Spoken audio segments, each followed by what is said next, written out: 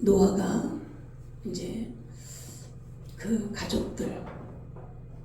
가족들과 함께 배에서 방주에서 나와서 노아가 제일 먼저 한 일이 뭐냐면 하나님 앞에 제단을 쌓는 일이었습니다.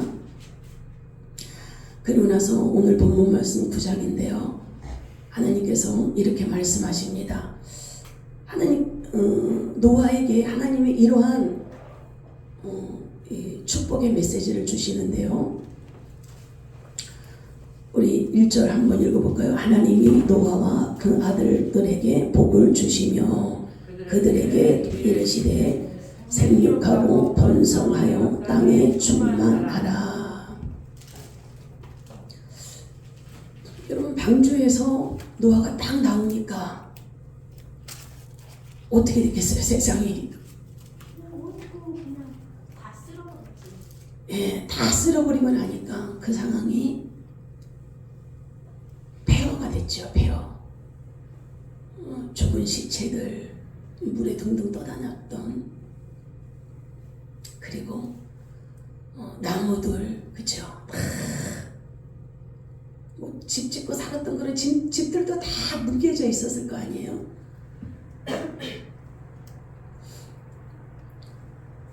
그 모습을 딱 보면서 노아와 그 가족들이 얼마나 힘들었겠어요. 살아서 방주에서 자기는 하나님의 은혜로 살아서 방주에서 나왔는데 나오고 보니까 온 천지가 다 폐허더미, 쓰레기더미가 된 거예요. 나무들도 다 꺾여서 막 다 아수라장도 그런 아수라장이 있겠어요. 온 지구 천지가 다 그런 상황이 된 거예요. 무슨 희망이 있었겠어요? 거기에서 나와서 간신히 물의 심판에서는 벗어나왔는데 과연 여기에서 어떻게 살아갈까? 다 무너진 이런 상황에서, 하나도 건질 게 없는 이런 상황에서, 먹을 것도 아무것도 없는 이런 상황에서 어떻게 살아갈까? 막막하지 않았겠어요? 근데 하나님 앞에 이 축복을 받는 거예요. 근데 이 축복을 받기 전에 노아가 방주에서 나와서 제일 먼저 한 게 뭐라 그랬어요? 20절? 8장 20절. 노아가 여호와께 제단을 쌓고 예배를 드렸어요. 왜 노아가 나오자마자 방주에서 나오자마자 예배를 드렸을까요? 심판을 하기 이전에, 물의 심판하기 이전에 하나님의 아들들과 사람의 딸들이 시집가고 장가가고 먹고 마시면서 뭐예요? 하나님의 아들들이 타락이 됨으로 예배가 다 무너진 거예요. 예배가 없어요. 그들 마음속에 하나님이 안 계신 거예요. 예배가 끊어지고 하나님과의 교제가 끊어지고 하나님과의 관계가 끊어질 때 하나님께서 어떠한 심판을 내린다는 것을 노아는 똑똑히 체험을 한 거예요. 나오자마자 터전도 만들어야 했고, 나오자마자 살기 위해서 준비할 것들이 많이 있었지만은 그 모든 것을 놔두고 예배의 신앙으로 간 거예요. 예배의 신앙. 이때 그 예배는 진실한 예배, 간절한 예배, 간청한 예배가 되는 거예요. 주님이 도와주시지 않으시면 이 폐허가 된 이 시기에, 이 세상에 우리 8식구가 달랑 어떻게 살아갈까? 하나님의 능력의 손이 붙들어주지 아니하시면 도대체 이곳에서 어떻게 살아남을 수 있을까? 그러니 노아의 이 예배는 심령을 통하는 그러한 제사였던 것입니다. 진실한 예배가 드려지고 났을 때 하나님은 이 복의 선포를 해주시는 거예요. 희망이 다 끊어졌다라고 생각하고 있는 그때에 하나님의 노아와 그 아들들에게 복을 주시며 여러분, 우리가 예배의 신앙을 붙들고 있다면은요, 이제 나는 다 무너졌구나. 나는 물질도 다 끊겼고 자식도 내 뜻대로 되지 않고 내가 남은 게 무엇이 있으랴. 여러분, 여러분들의 마음과 생각 속에 나는 이제 무엇을 내가 의지하며 살아갈 수 있을까라고 폐허가 된 것처럼 느낄 때에 다시 시작하는 역사가 일어나는 것입니다. 여러분들이 예배의 신앙만 붙들고 있다면, 여러분들이 주님과의 교제가 끊어지지 않고 주님과의 믿음으로 나아가고만 있다면, 다 희망이 됐던 자식도, 뭔가 의지가 됐던 물질도, 뭔가 내 인생의 도움이라고 생각했던 것들이 하나하나 다 끊어져 나가 내가 의지할 것이 없게 되어질 때에, 어느 사람은 건강이 무너질 수도 있고, 인생에 뭔가 자기의 비전이 꺾일 때도 있고, 그런데요, 주님은 희망이십니다. 주님은 복을 선포하심으로 다시 이 복을 갱신해서 노아와 그 가족들이 누릴 수 있게끔 해주신 거예요. 창세기 1장에서 주님은 아담에게 너는 생육하고 번성하여 땅에 충만하라, 이 메시지를 주셨죠. 근데요, 이때에 아담이 이 하나님 앞에 이 메시지를 받았을 때는요, 그렇게 절실하지가 않았어요. 왜냐하면 힘들게 땅을 파지 않고 힘들게 어떤 노동을 들이지 않아서도 먹을 게 저절로 다 나왔으니까요. 모든 곡식, 모든 채소, 과일, 이런 것들이 힘을 들이지 않고서도 충분히 다 얻을 수 있는 거예요. 그러니까 땅에 충만하고 번성하고 이것이 그렇게 크게 와닿지 않을 수 있어요. 그러나 아담에게는 이 노아와 그 가족들에게는 아무것도 없어요. 다 무너지고 아무것도 없는 거예요. 이때는 정말 생육해야 되고 번성해야 되고 땅에 충만해야 되고 아무것도 없는 이 시기에 하나님께서 이 복의 선포를 해주신 이 축복의 메시지는 완전히 생명줄과 같은 것입니다.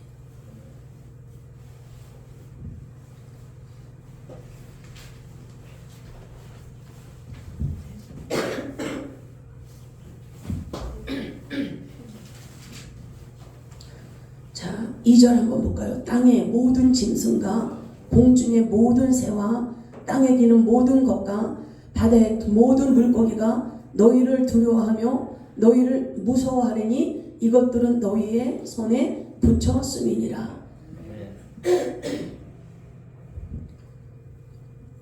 하나님이 아담을 만들어 놓으시고 모든 짐승들이 다 만들어서 있을 때에 이런 메시지 아담한테 주셨나요? 안 주셨나요? 안 줬어요. 이 메시지를 주시지 않았어요. 근데 왜 지금은 이 메시지를 주었을까요? 추위도 있고 더위도 있고 이 모든 세계가 다 깨졌잖아요.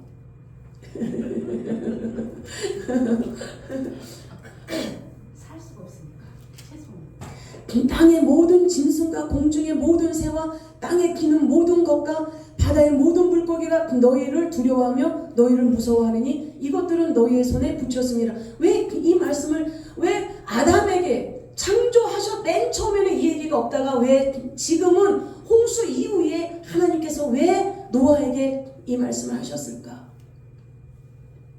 여러분, 사람의 숫자는 8명밖에 안 되는데 그 모든 가축들이 정결한 거는 2쌍씩, 7쌍씩, 부정한 거는 2쌍씩 해가지고 모든 이런 동물들 다 동식물들이 들어가 있는 상황이에요. 여러분, 위협을 안 느끼겠습니까? 이때에 창조 하나님께서 맨 처음에 만드셨을 때는요, 죄가 없었어요. 죄가 없었기 때문에 짐승들이 사납게 굴거나 아담을 해치거나 그럴 일이 없어요.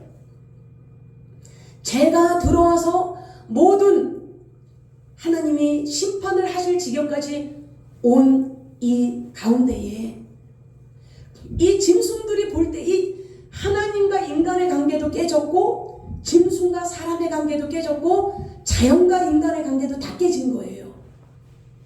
이제 서로 말을 듣지 않아요. 위협을 느끼는 거죠. 여러분, 사자가 응 해가지고 그 강력한 송곳니, 큰 뼈다귀를 으스러뜨릴 수 있는 그 어금니, 호랑이가 이 덩치가 커서 한번 그 어흥하는 그 모습을 생각해 보십시오. 얼마나 섬찟합니까? 두려움이 대상이 되는 거예요. 그것뿐입니까? 이제 생태계 물만 봐도 바다만 봐도 출렁거려요. 무서운 거예요. 1년 17일 동안 배 안에서 있었는데, 방주 안에서 있었는데 그 바닷물만 봐도 어휴 저게 또 넘칠거리진 않을까, 저게 또 막 몰려오진 않을까, 쓰나미처럼 몰려오진 않을까, 막 뭔가 두렵고 무서워. 생태계만 봐도 이제 두려운 거예요. 근데 주님이 그 짐승들이나 새와 공중의 새, 땅의 짐승 이런 것들이 물고기도 너희를 두려워하게 하리니 두려워하는 마음을 주님이 넣어주신 거예요. 노아 이 홍수 이후에는 그 모든 짐승들에게 사람을 두려워하는 마음을 넣어준 거예요. 그래서 짐승들도 사람을 무서워해서 자기네들이 사는 처소에서 나와서 인간을 공격하지 못하게끔 막아놓으신 거예요. 주님이 그 두려워하는 마음을 주신, 그 속에 넣어주신 거예요.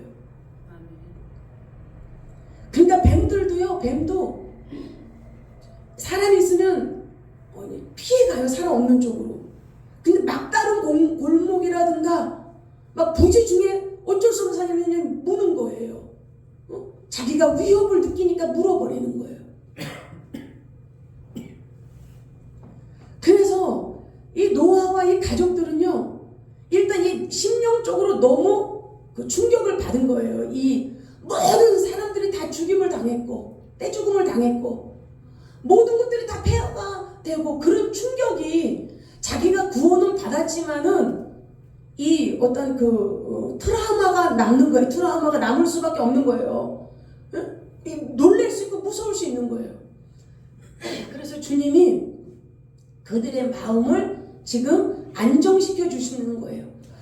저들이 너희를 공격하지 못할 것이다. 내가 너희를 무서워하는 마음을 줘서 저들이 너희를 피하게 할 것이다. 하나님이 이렇게 평안의 말씀으로 위로해 주시는 것입니다. 우리에게 위협적인 일들 우리 힘으로 여러분 애쓰고 힘쓴다고 되는 게 아니에요. 우리에게 두려움이 될 만한 것들이 많이 있잖아요. 그것이 내가 노력하고 내가 힘을 쓴다 그래서 되는 것이 아니라 주님이 막아줘야 되는 것입니다.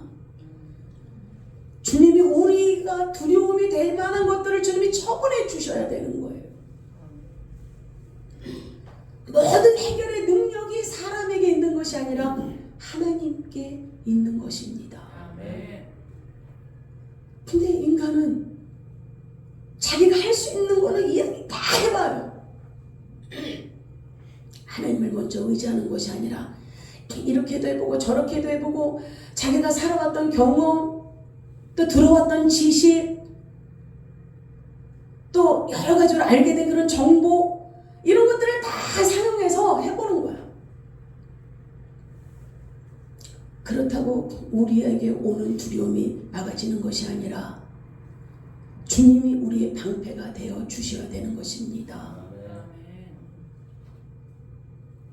주님의 능력을 우리가 힘입을 때 그런 것들이 접근하지 못하는 거예요.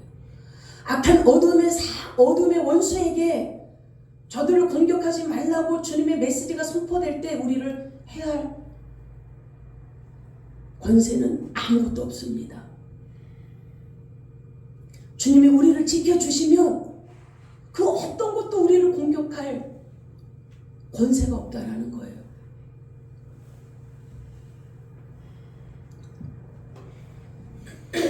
삼 절 볼까요? 모든 산 동물은 너희의 먹을 것이 될지라 채소같이 내가 이것을 다 너희에게 주노라. 그러나 고기를 그 생명되는 피채 먹지 말지니라. 여러분, 산 동물을 노아 방주 이후에는 하나님이 음식으로 주신 거예요. 먹으라고. 왜 그랬을까요? 노아 방주 이후에는 풍성하게, 힘들지 않게 어느 정도 재배가 잘 됐어요. 근데 이제 이 노아 방주 이후에는 이 물의 이런 실온 같은 이런 것들이 다 깨지면서, 대기권의 물의 보온 역할을 하는 것들이 다 깨지면서 이제 식물이든 채소든 과일이든 예전처럼 제대로 생겨나질 않는 거예요. 씨를 뿌려도, 곡식을 심어도 제대로 수확을 건지기가 힘든 거예요. 그리고 어떠한 자외선, 어떤 이런 태양, 이런 강압선, 이런 것들로 인해서 영양이 많이 손실이 되는 거예요.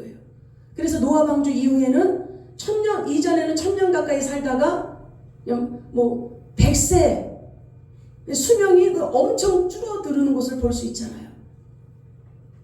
그렇기 때문에 그런 과일이나 채소나 야채도 부족하거니와 인간이 그것만 먹기가 풍성하게 나오질 않기 때문에 부족하거니와 또 그것만 먹고서 살 수 있는 영양 성분이 안 되는 거예요. 영양이 안 되는 거예요. 그러니까 고기까지 먹으라고 주님이 하신 거예요. 우리 인간의 건강을 위해서.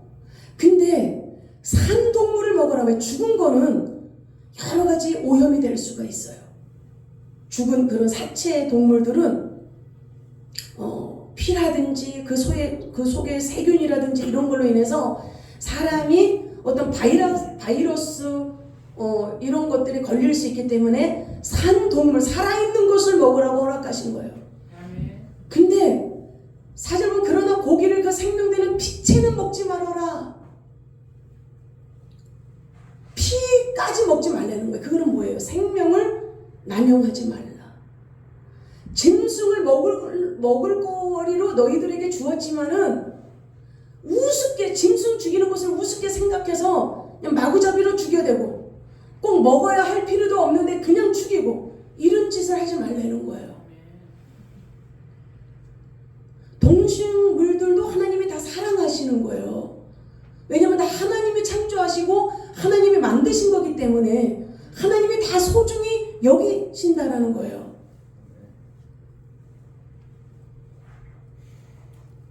그러면서 5절에 이렇게 보면 내가 반드시 너희의 피고 너희의 생명의 피를 찾으리니 짐승이면 그 짐승에게서 사람이나 사람의 형제면 그에게서 그의 생명을 찾으리라.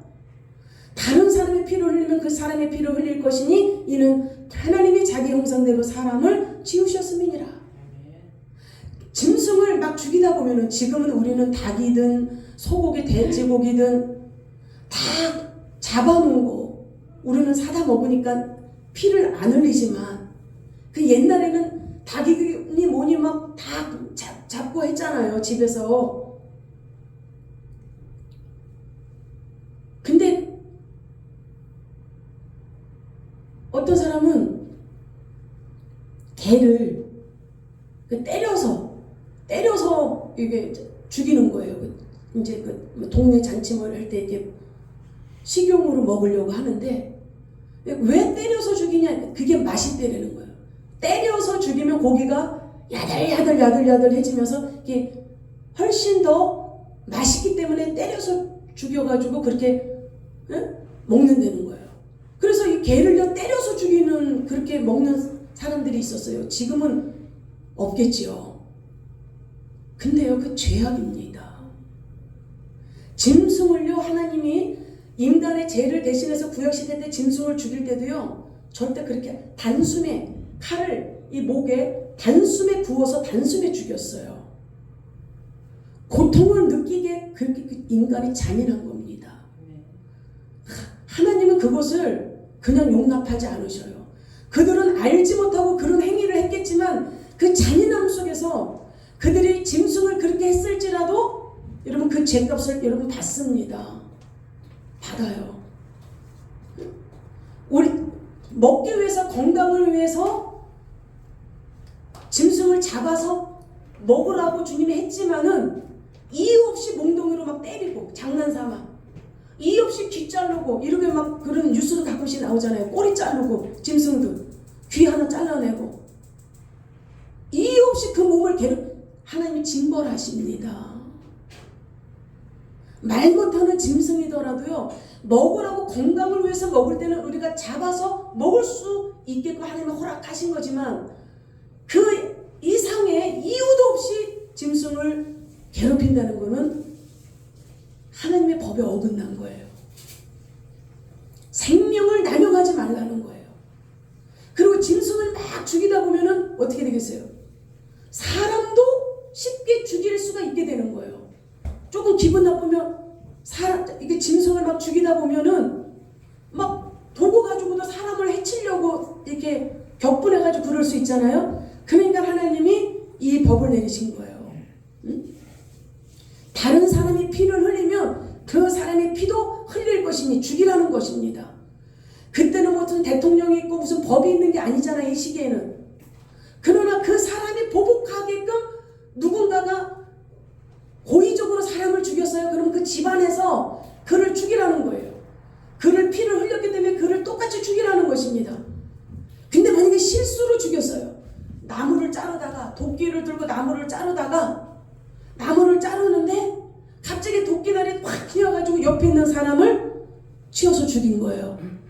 자, 그러면 도피성을 구약시대 때문에 도피성이 있어요. 그 사람은 거기 그 도피성에 들어가서 숨어서 살아야 해요. 부재 중에 모르고 죽였다 하더라도 죄를 없이 여기지 않으셨어요. 왜냐하면 생명은 다 하나님 손 안에 있는 것이기 때문입니다. 그래서 자살이든 타살이든 다 살인입니다. 이 생명은 내 게 아니에요. 이건 내 게 아닌데 내 목숨을 자기가 스스로 끊어버리면 살인죄를 짓는 것입니다. 그래서 그 생명은 하나님께로부터 온 것인데 자기 것도 아닌 것을 자기가 마음대로 끊어버렸으니 형벌을 받게 되는 거예요. 왜 그렇습니까? 짐승도 하나님이 그렇게 귀하게 여긴다라는 것은 뭐예요? 내가 너희들도 귀하게 여기지만 짐승도 똑같이 귀하게 여겨, 그 의미가 아니라 하다못해 말 못하는 그러한 짐승일지라도 내가 이렇게 입히고 공중에 날아가는 새도 먹이고 돌보거늘 풀 한 포기도 자라나게 하고 꽃이 피게 하고 지게 하고 하나님이 그 생명력을 가지고 하시거늘 하물며 하나님의 형상으로 만든 너희일까 보냐. 그들도 그렇게 내가 소중히 여기고 귀하게 여기거늘 하물며 너희는 내가 얼마나 소중히 여기겠느냐. 너희는 내가 얼마나 사랑하겠느냐. 내 형상으로 만든 너희를 내가 얼마나 사랑하겠느냐. 하나님의 그 사랑을 지금 이야기하시는 거예요. 당신의 그 사랑을.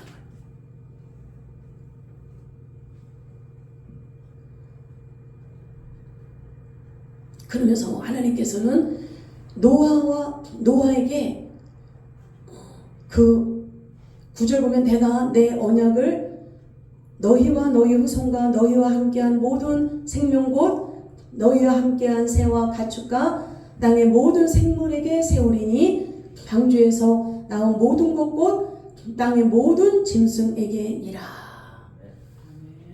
모든 짐승에게까지도 하나님이 언약을 세우는 거예요. 노아뿐만 아니라 방주에서 나온 모든 것까지도. 무슨 언약? 다시는 홍수로 멸하지 않겠다. 다시는 홍수로 심판하여 사람이든 짐승이든 모조리 지구상에서 쓸어버리는 일은 결탄코 앞으로는 다시는 하지 않을 것이다. 얼마나 두렵겠어요. 노아와 그 가족들이. 하늘에서 먹구로, 손바닥만한 먹구로만 쪽 이렇게 껴도 가슴이 철렁하지 않겠어요. 비만, 이슬비만 조금씩 내려도 가슴이 철렁하지 않겠어요. 이것도 다 쓸어버리는 거 아닌가? 왜? 죄로 인해서 하나님이 심판한 걸 노아는 봤잖아요. 근데 자기는 자기 자식 가족들을 볼 때에 완전한 존재가 아니거든. 죄악투성이거든. 그러니까 하나님이 그 죄로 말미암아 또 심판할까봐 두려움이 몰려올 수밖에 없는 거예요. 그러나 하나님께서 노아야 걱정하지 마. 내가 다시는 홍수로 이 지구를 멸하는 일은 하지 않을 거야. 그렇다고 그래서 어떤 홍수라든가 어떤 물의 재앙이라든가 이런 거를 안 하겠다라는 게 아니에요. 다 쓸어버리는 온 지구상을 물로 덮는 것을 그 심판을 하지 않겠다라는 거지. 지역별로 나라별로 그때 하나님의 계획과 섭리 가운데서 쓰나미를 내리실 수가 있고 어떤 큰 폭우로 인해서 어떤 그 지역이 다 쓸려갈 수도 있고 그거는 하나님 소관입니다. 다 멸하지 않겠다라는 것이지 어떤 그 물에 이런 것들을 하나님이 전혀 안 하겠다라는 게 아니에요. 물이 막 넘실거려서 막 쓰나미가 막 어느 한 나라를 덮으려고 할 때도 주님이 그만 수도 여기까지 이 지역까지 그럼 딱 거기서 물이 멈추는 것입니다. 막 그 홍수가 나고 태풍이 불어서 농사가 막 다 망가지고 이럴 판인데 그만 여기까지 이 지역까지 다른 지역으로 넘어가지 않게끔 여기까지 모든 섭리 바람 하나 구름 하나 비 하나 하나님이 주장하시고 터치하고 계십니다. 주님 앞에 우리의 인생을 맡겨야 돼요. 반신반의하지 마시고 주님이 원하시는 삶이라면 주님 제가 이제 가겠습니다. 이제 제가 그 자리에 서겠습니다. 아버지가 원하시는 그 자리 제가 있겠습니다. 전에는 주님이 찾았던 그 자리에 제가 없었습니다. 주님이 명하신 그 본분의 그 소명을 떨쳐버렸습니다. 그러나 이제 제가 그 자리로 가겠습니다. 주님이 명해주신 그 위치에 있겠습니다. 주님이 하라고 한 그 일을 하겠습니다. 주님이 저를 찾으시는 그 자리에 제가 있겠습니다. 그래서 주님이 말씀하시는 거예요. 이들은 그럼 뭘로 하나님 증표가 뭡니까? 자, 13절 볼까요? 내가 내 무지개를 구름 속에 두었나니 이것이 나와 세상 사이의 언약의 증거니라. 내가 구름으로 땅을 덮을 때에 무지개가 구름 속에 나타나면 내가 나와 너희와 및 육체를 가진 모든 생물 사이에 내 언약을 기억하리니 다시는 물이 모든 육체를 멸하는 홍수가 되지 아니할지라. 언약을 하나님이 세우셔놓고 노아한테 너 잘 기억해야 돼. 내가 언약한 거 잘 기억해야 돼. 노아한테 말한 것이 아니라 하나님의 무지개를 보면서 기억하시겠다라는 거예요. 하나님의 무지개를 보면서 내가 물로 심판하지 아니하리라 했던 것을 기억하시겠다라는 거예요. 두 번 다시 그렇게 하지 않겠다라는 주님의 선포입니다. 그 무지개가 뭡니까? 노아와 그 가족들은 비가 한 번 와서도 무지개가 뜬 거 보면 그래. 그 무지개를 보면서 평안을 느끼고 그 무지개를 보면서 희망을 느끼고 그 무지개를 보면서 내일 다시 또 살아가야 될 에너지를 얻듯이 우리에게 예수 그리스도가 무지개입니다. 희망이 없고 소망이 없고 낙심이 되고 좌절이 되고 그럴 때에 주님께서는 희망으로 우리에게 찾아오십니다. 그럴 때에 우리가 주님을 바라보면 그 무지개를 바라보면서 안심을 얻듯이 우리가 예수 그리스도의 그 십자가를 바라봄으로 인해서 주님이 주시는 평안으로 들어가는 것입니다. 주님이 주신 은혜로 들어가는 것입니다. 주님이 주시는 사랑으로 들어가는 것입니다. 십자가를 기억하십시오. 십자가를 마음에 새기십시오. 그 십자가가 저와 여러분들의 살아가야 될 소망이고 희망입니다. 그것이 믿음입니다. 주 예수 그리스도 안에서 십자가를 붙들고 언약에 말씀하신 주님의 은혜를 사모하시면서 한 주간도 믿음으로 승리하시기를 주의 이름으로 축원합니다.